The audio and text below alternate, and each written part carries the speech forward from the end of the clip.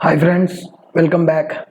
In previous video we have seen how to generate setter methods and getter methods for variables in Pojo class. Similarly, in Pojo class we will override equals method and hash code method.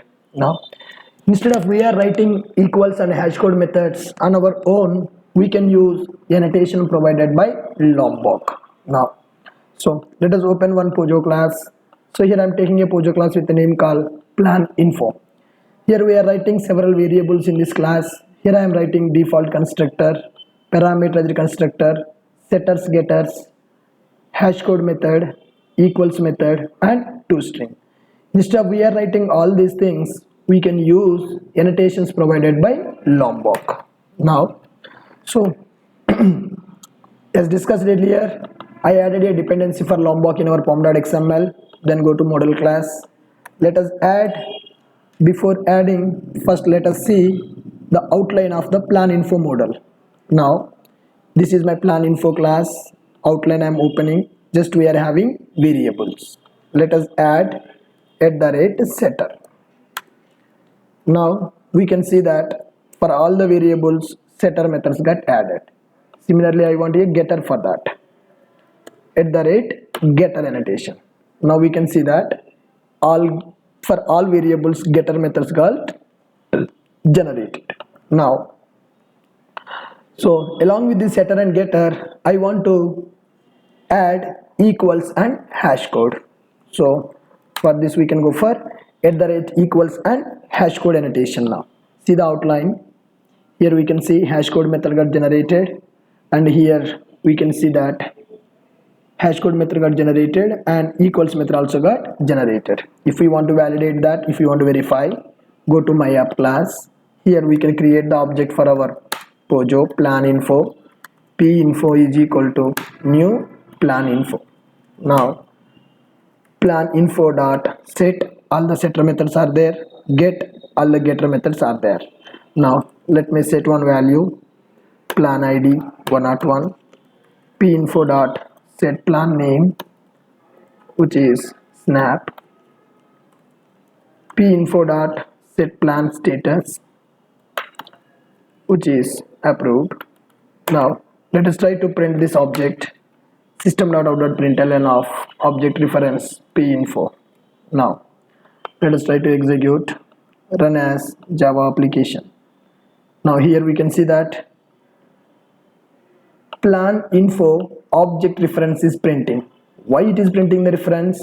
Because in our class we added only setter, getter, equals and hash code, but we did not add a toString. So when our class doesn't have a toString, JVM is calling superclass toString method. What is a superclass for our model class here? Object class is a superclass. Now suppose I want to write a toString method. Generally we can write a toString method. Right click, source, generate toString. Now click on, these are the fields I want in the toString. Click on generate.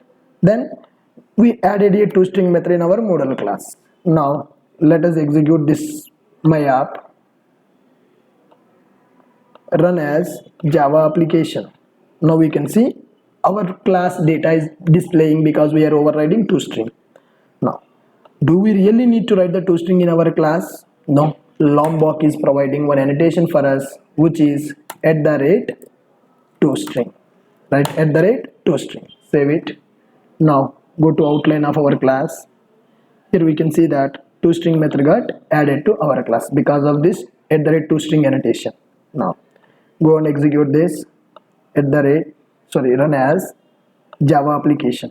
Now we can see our class toString method is printing. How toString method is added to our model class? With Lombok support, @toString. So we added @setter, @getter, @equals and hash code, and @toString. What is the purpose of @setter? To generate the setter methods for all the variables. @getter annotation used to generate getter methods for all the variables. I am adding these two annotations at the class level. What do you mean by that? These two are applicable for all the variables available in the class. If I want for particular variable, At the variable level also we can use @setter and @getter annotations. And @equals and hash code, it is a class level annotation which will generate equals method and hash code method for our model class. @toString is also a class level annotation which is used to include toString method for our model class. Now, do we really need to write all these annotations? No. Lombok provided one beautiful annotation with that is @data. First, now see here, I removed all those annotations from my model class. Now you can see that in the outline of the class only these variables are there. Go to my app. Here I am calling setter methods. Do we have the setter methods in our class? No, because we removed the Lombok annotations. That's why setter methods also got removed from our class. Now I want to add setter methods, getter methods, toString, equals, hash code. Then which annotation we can use? Lombok provided one annotation, that is @data. If I add @data, now you can see in the outline of the class, these are variables of our class. This is default constructor, equals method, getter methods got added, setter methods got added, hash code method is added, toString method is also added. That means this single annotation is equal to multiple annotations in the Lombok. Now go to my app. Now those compilation errors got removed because setter methods are available to our model class. How those methods got added to our model? That is done by @data annotation. Now execute our class, run as Java application. Now we can see we are able to set the data and we are able to get the data. So that is about @data annotation. Now, so we have seen equals and hash code annotation for our model class. Similarly, we have seen @data. So the data annotation is likely the most frequently used annotation in the project Lombok toolset because most of the classes require setters, getters, equals, hash code, toString methods, default constructors.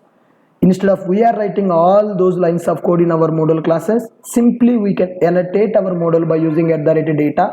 Then it will add all the required methods and methods for our model classes. This data annotation combines the functionality of toString, equals and hash code, @getter, @setter and no arg constructor also. Fine. So this is a very much useful annotation for our plain old Java objects in our Java applications.